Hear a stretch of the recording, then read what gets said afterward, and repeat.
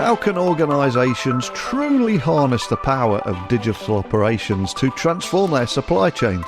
Well, today I'm joined by Carla DeSantis, Partner in Operations Transformation at PwC, and we're going to discuss insights from PwC's recent Trends in Digital Operations survey.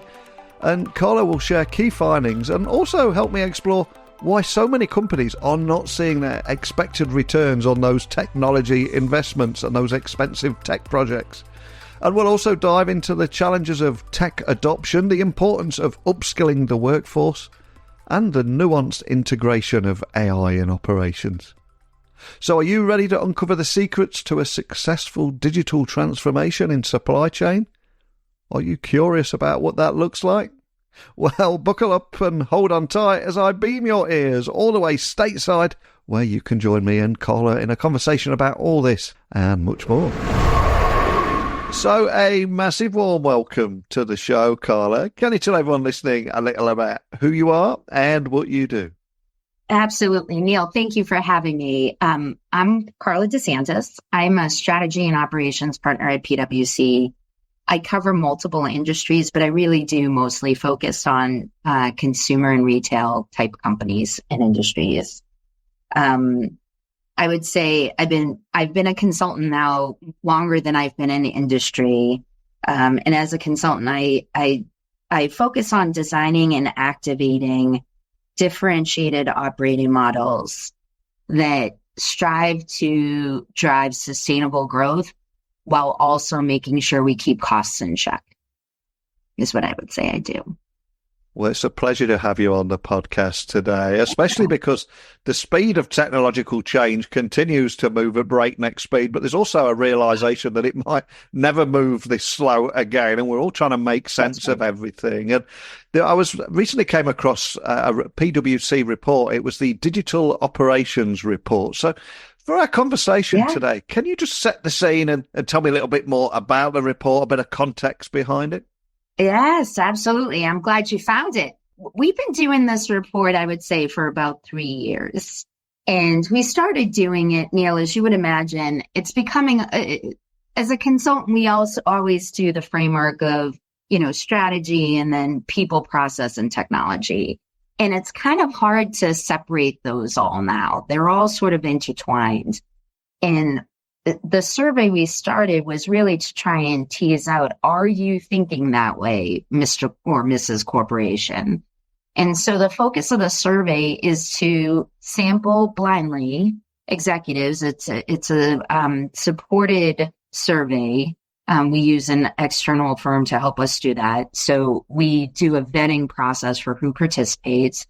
We look for certain levels within that group of folks. And this year we surveyed 600 executives across a variety of industries, focusing the questions, you saw the survey, on the questions that we asked around how are you investing in technology? Are you getting the returns that you want out of technology? But this year we also brought in it to more operating model questions as well. So a bit irrespective of technology, what are companies focusing on and how are they focusing? And just from a high level there, from everything inside that report, what would you say are the key findings? And did anything surprise you too?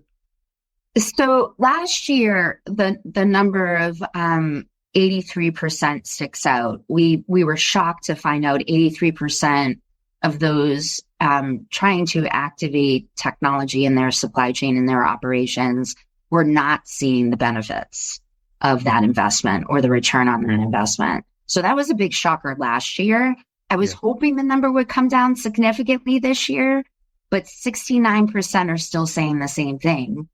Knowing that might be the case, we asked the follow-up question, why or why not, right? What are some of the root causes?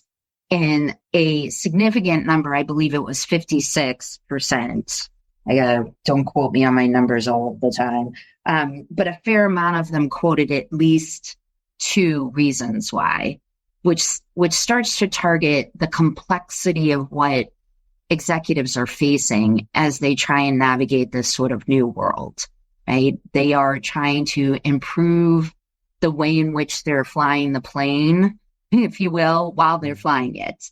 And that just goes to show that these sort of initiatives, these pretty sometimes sizable investments aren't always easy to deliver on, if you will, from a certain standpoint. So that was a big deal. I'm always surprised at last year we had a bit of a contradiction. Yes, I'm very focused on digitizing or upskilling my workforce, but then it was the lowest priority of things they're investing in from a capability development standpoint. This year we saw a closer correlation, thank goodness. And then, of course, sustainability and regulatory environments, we started seeing sustainability come back on the map, if you will. I think we lost sight of that a bit during COVID in the spirit of just trying to get to the marketplace. But as regulation continues to come, I mean, it's always quite strong in Europe, but as it comes stateside here in the US, I think a lot more thinking seriously about how am I going to be able to respond to those regulatory requirements, as extreme as CSRD, but also even some of the regulatory requirements we're now starting to see pop up in the US. That's really interesting. I'm curious when it comes to critical supply chain in particular. Why do you think certain technologies often get overlooked, and how can operation leaders address prioritizing them moving forward to ensure we're not having a similar result next year? I think, first of all, let's start with, if you're talking about supply chain, it's complicated anyway. Yeah. Each one of the domains, if we use the classical definition of plan, source, make, deliver, each one of those domains is fairly significant in its own right, especially when you think about the technology that can enable it, optimize it, sort of deliver value from it. So I actually think it's not an overlooking of technology. In fact, there may be too much technology that's there. What I think is more the oversight or the miss, if you will, is the communications, the sort of awareness, the bringing people along in the journey that may be a little deficient, if you will, in ensuring that whatever technology is there, that we're actually using it, right? And it's not only being used, it's actually being embraced, adopted, practiced, and, evolved, if you will. Those using the technology, if you will, are pushing for it to continue to evolve. If you're talking about within a particular area, I think how you need to focus in a business, again, going to that value chain prism, is prioritizing what is most important or critical, mission critical for your business. If you are an asset heavy business, obviously making sure the utilization of those assets is a premium. So planning as well as things like digital twinning may be a critical investment you want to make. If you're a more service-led organization, lots of customers, lots of end distribution points, certainly planning becomes critical, but maybe also route optimization or warehouse management software becomes real critical for you. I think in the past, a lot of these technology platforms haven't been super agile and user-friendly. I think they've evolved tremendously now, where there's a lot more, especially in the cloud, a lot more ease with which they can integrate or complement each other as we go. But again, pushing folks to know that they exist. I can't tell you how many clients we do projects for where it's like, oh, I didn't even know we had that tool. I didn't even know we had that capability. So creating awareness around it and obviously pushing to have the adoption happen is vital. And what obstacles stand in the way, do you think, of technology investments, especially delivering the necessary results? I think a lot of people are chasing AI and so many different tech things. Oh, goodness, yeah. But equally at the same time, there's a lot of challenges to do more with less, and every tech project or expensive tech project is expected to deliver ROI and generate business value, etc. What are you seeing here? Yeah, for sure. So I think exactly as you're speaking to, Neil, the complexity of the environments, depending on what your legacy environment has looked like, bringing new technology into that ecosystem can be quite complicated. The sort of complexity around integration can be quite complicated, oftentimes daunting for companies. I think I'd be remiss if I didn't mention data. Neil, it comes up in every conversation. How good's the data that's going to flow through these systems? It can impact the effectiveness of these technologies. I think a lot of people buy via gut, right? I want a technology. I think this is going to solve a problem that I've identified. Let me go chase it. So I think the real why not root cause is the approach and sort of mental model you take, the mindset, if you will, you take. I do not want to say companies are not being strategic about their investments. I think there's a lot of good work that goes into thinking about where technology is needed and creating some plans around it. It's the sort of approach, though. You often see things like change management getting pushed aside. You often see the users only coming in once we get to the testing portion or the actual activation portion, not further upstream in the sort of even work planning, let alone the design of how things are going to work. So truly bringing along the concept of you are going to evolve and potentially transform ways of working. So doing that hand in hand with the people that are going to be impacted by it are most critical. I think being outcomes focused, I think a lot of times we're addressing pain points or focused on particular use cases. I think that's a bit short-sighted at times. So being holistic and thinking through what are the outcomes you're trying to achieve and working that back through all the angles.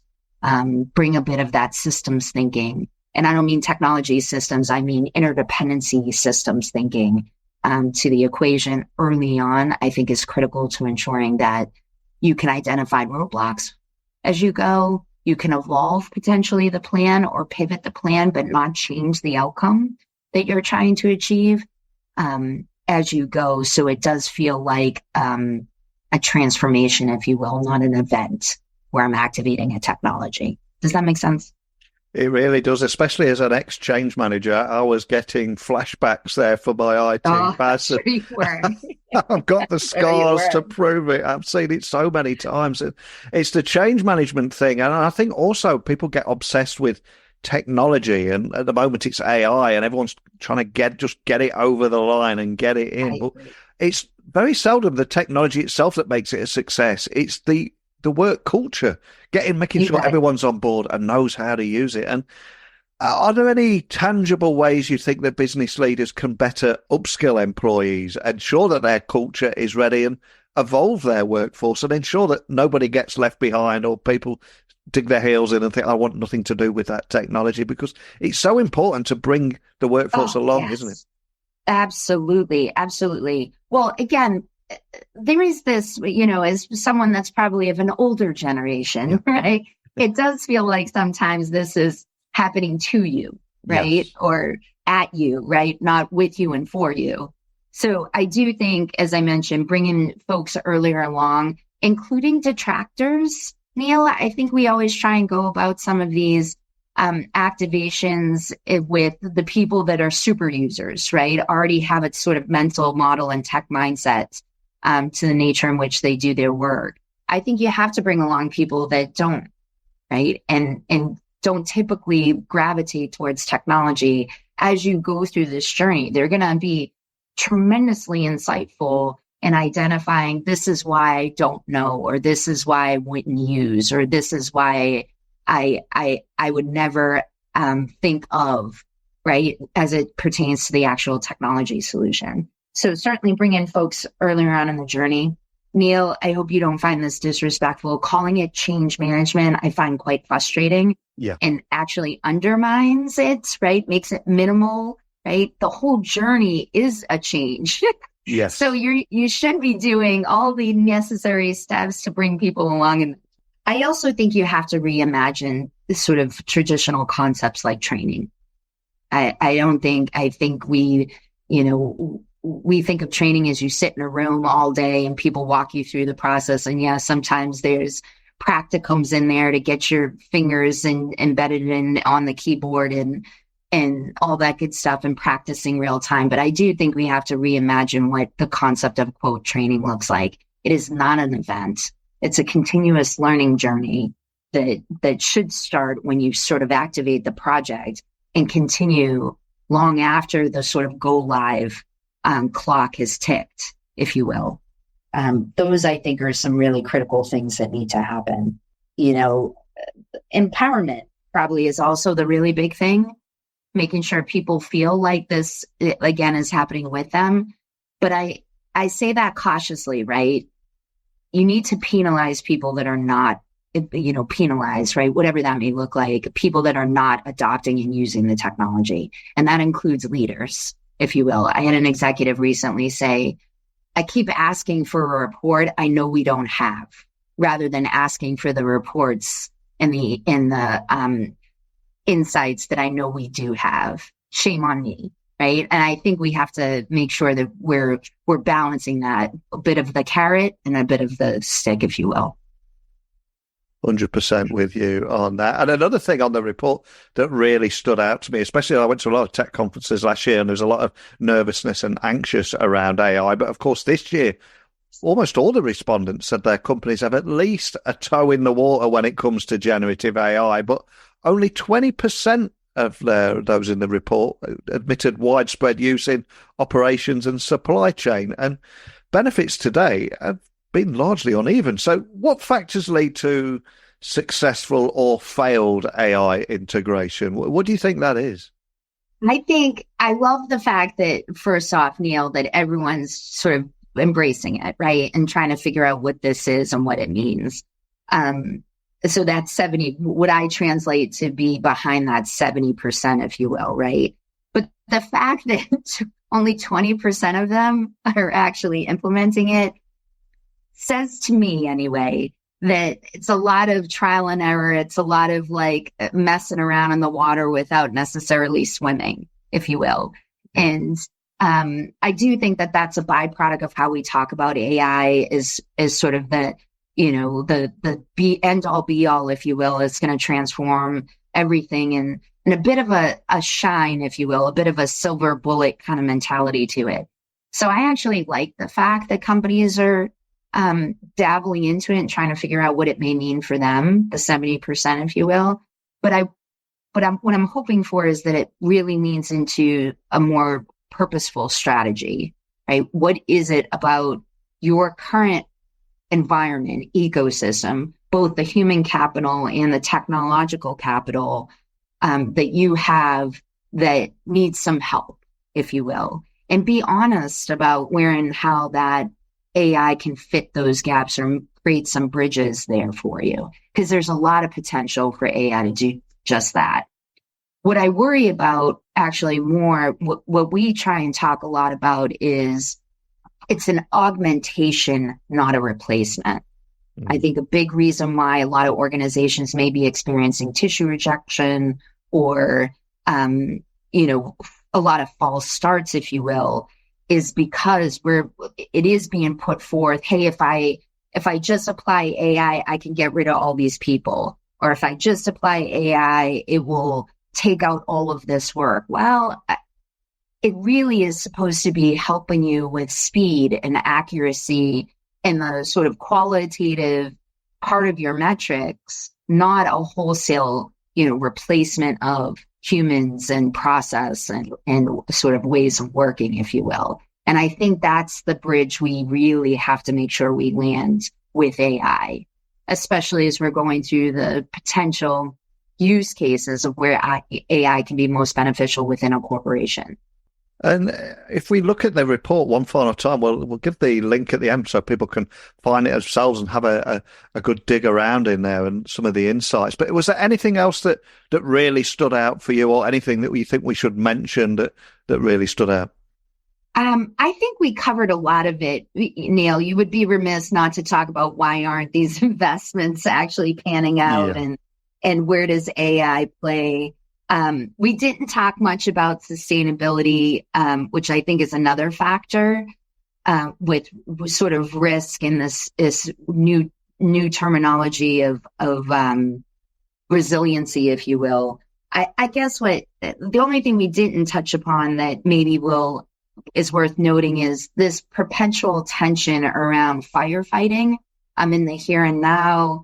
I'm looking for, especially in supply chain, more cost level setting, cost cutting measures in productivity, while I'm also trying to think about unlocking growth and being future proofed, right? Fit for future purpose and that evolution. And that tension is real.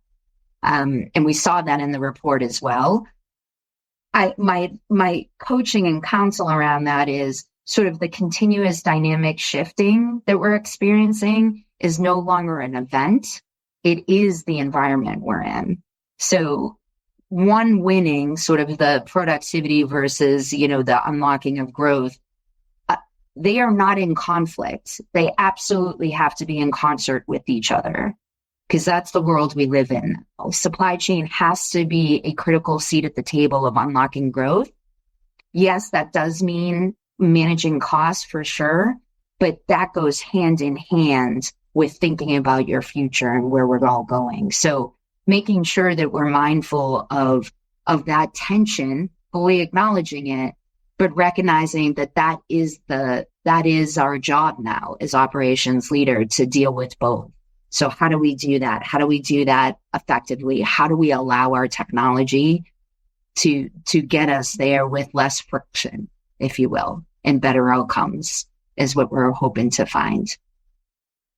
Well, you mentioned a few moments ago about how change very often feels like it's something that happens to you almost. And there is a pressure on all of us to be in a state of continuous learning. And as someone right in the heart of this space, and you've got the ear of so many different businesses, how or where do you self-educate to keep up to speed with everything and those trends? I suspect you've got access to a great team and lots of insights, but is there anything else that you do? We sure do. I think there's a couple of different ways. Obviously, in the firm, right, we're constantly putting forth content, not just about particular subject matters like AI, but obviously more broadly about megatrends and the evolution, frankly, of leadership, right? And as executive leaders, what do we now have to be capable of doing, and the difference between leaders and managers and that kind of thing. I do some exec ed. I engage in courses to augment the learning that I'm getting both within the firm as well as through client work. And then I also make sure that I am scouring good content from clients, from peers, from competitors, right? To make sure that we're leveraging the ethos, if you will, of these changing times, because it is dynamic. It's ever evolving. So staying up with that can be really challenging when so time constrained. So I'm hook by crook. I will get and appreciate any and all information I can get my hands on. I should be better with podcasts, Neil. So to you, I'm going to, do more of that. I like listening more to music when I'm in transit than more information, but I'm more of a reader, if you will. That's an objective of mine too, is to invest more time in podcasts and webcasts and things of that nature. Love it. And you mentioned you're a big reader there, and we are approaching the holiday season. So for anyone listening, is there a book in particular that you would recommend that we add to our Amazon wish list? Maybe it'd help them self-educate and learn, or maybe it's just a cracking read. What book would you like to add to our Amazon wish list, and why? So it may be a little too youthful for us on the phone here, but I just went to I'm a board member on a nonprofit, and they gave out a book by Desmond Hall. It's called Your Corner Dark, and it's just a spectacular read. And I didn't quite finish it before last night's. Desmond came and spoke to the kids at the school. And I didn't quite finish it, so I plan on finishing that guy. And then I was also recommended a book called James, which is just arriving on my doorstep just in time for the book reading here.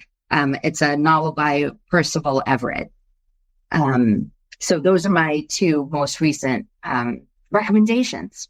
Clearly not related to AI or technology, though, or operations. Love it. I will get both of them added to our Amazon wish list. And for anyone listening, maybe they want to dig a little bit deeper on the report that we've mentioned today, or just have a look around PwC website, which is huge. Is there anywhere in particular you'd like to point everyone listening if they want to check out PwC or indeed connect with you? Where would you like to point everyone? So if you go to PwC.com, type in digital trends and supply chain, you should find your way to our landing site. At the bottom of that, you will find all kinds of good contact information. Also, we can provide you access to a dashboard that allows you to take the survey results and sort of play with them for your respective industry to see a bit more industry cuts. We should be posting industry cuts, the written version of the summary reports shortly. And I'm Carla.DeSantis at PwC.com and happy to get any sort of outreaches whenever. Well, thank you so much for sitting down with me today. We covered so much from that PwC Digital Operations Report, understanding why certain technologies get overlooked within critical supply chain. And although we talked a lot about technology, AI, and implementing AI, or the lack thereof, and I think it's also about people, isn't it? And bringing people along for the ride, ensuring that businesses upskill their employees to evolve their digital workforce, and AI is augmenting them rather than replacing them, because I think that is where the magic happens. But thanks so much for sharing that with me today. You bet. Well said, Neil. Thank you so much for having me. So a big thank you to Carla DeSantis. I'm left realising that it's clear that the path to digital transformation in operations is, yes, it's fraught with challenges, but also filled with opportunities for those who navigate it wisely. And insights gained from PwC's Digital Operations Survey, I think they also highlight that critical need for a strategic and holistic approach, effective change management, and, of course, continuous learning. But how is your organisation addressing some of the challenges that we've talked about today in your own digital journey? This podcast is not a monologue of me and a guest talking about our experiences. It only works well, I think, if we pool our resources, if you share your insights too. And that is why I'd love to hear your thoughts. So please email me, techblogwriter@outlook.com, Twitter, LinkedIn, Instagram, just @NeilC.Hughes. But please, send in your thoughts, questions and anything else, and stay connected with me for more discussions at the forefront of technology, innovation and that intersection with business. But until next time, let's together keep pushing the boundaries of what's possible. And I cordially invite you to join me in doing just that tomorrow. But thank you for listening today. And until next time, don't be a stranger.